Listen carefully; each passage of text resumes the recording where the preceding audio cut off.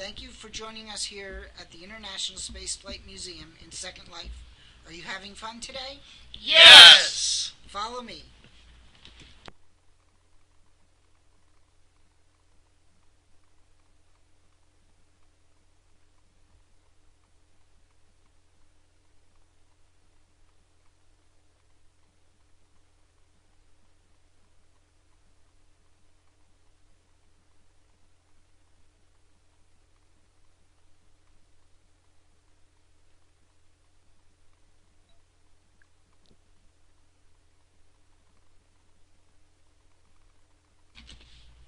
Your teacher shared with me that you just completed your studies of the Mercury space missions and will begin studying the Gemini missions on Monday. Does anyone know what the main goal of the Mercury, Gemini, and Apollo missions were? Roma?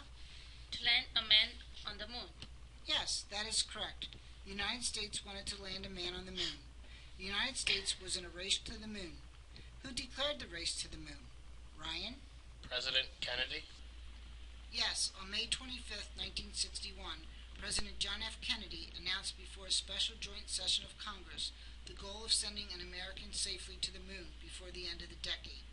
A joint session of Congress is a rare occurrence, so this race to space announcement was very important to the United States government and the people. What country was the United States racing to the moon? David? The USSR.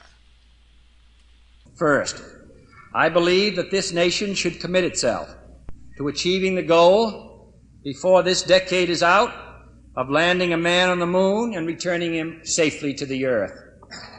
No single space project in this period will be more impressive to mankind or more important for the long-range exploration of space, and none will be so difficult or expensive to accomplish.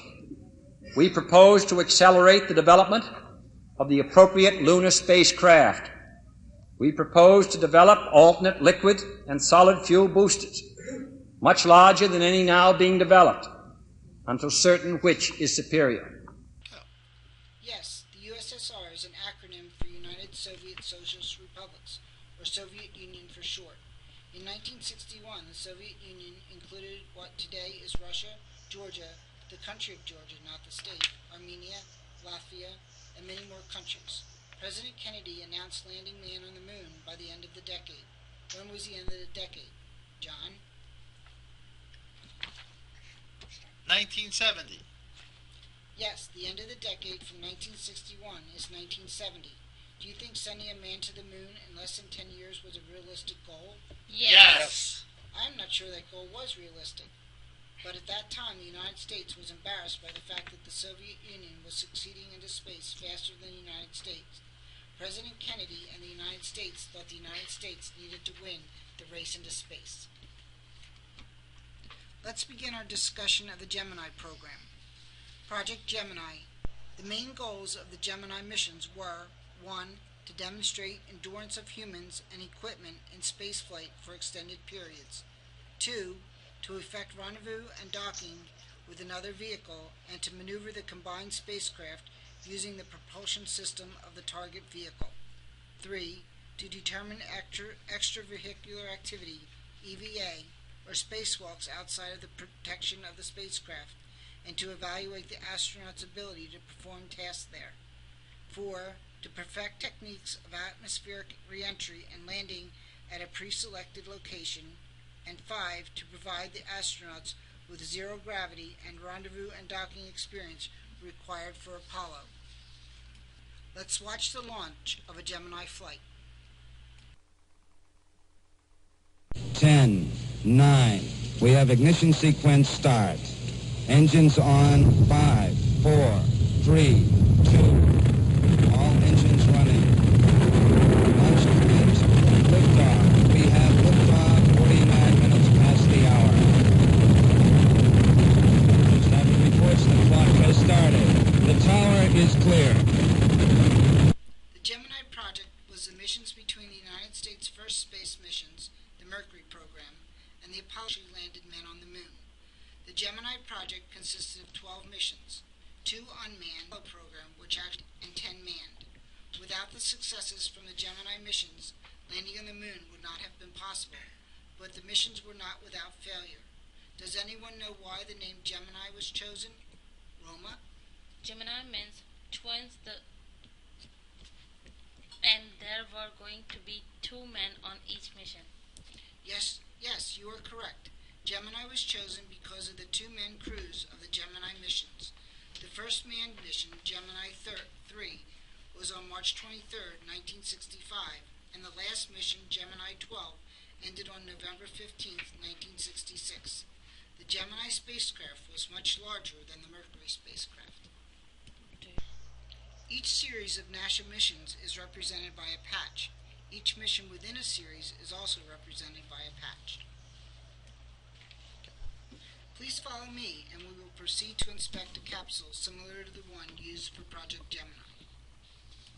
The Gemini spacecraft consisted of a 2-section capsule which was launched by a Titan II rocket.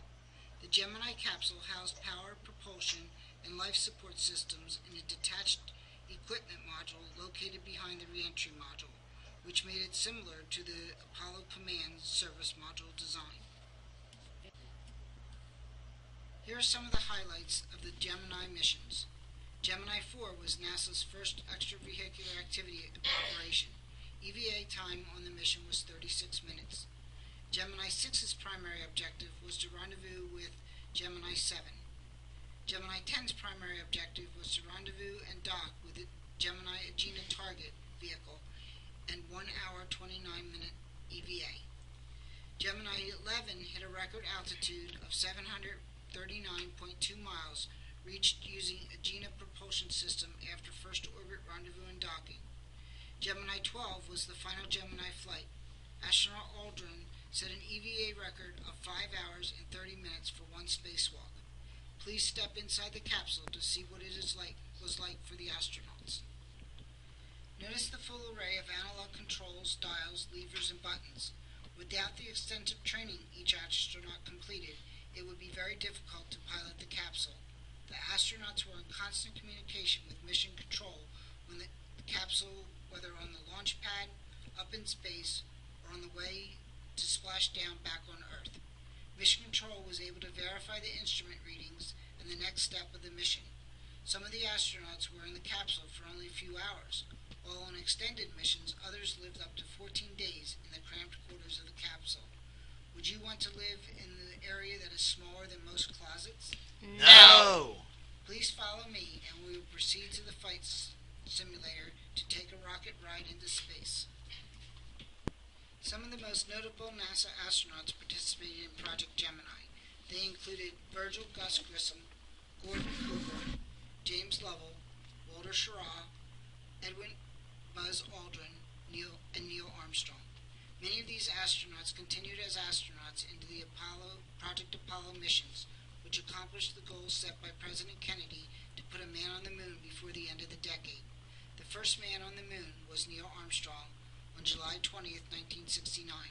As he made his first step onto the moon, he said, "One small step for man, one giant leap for mankind."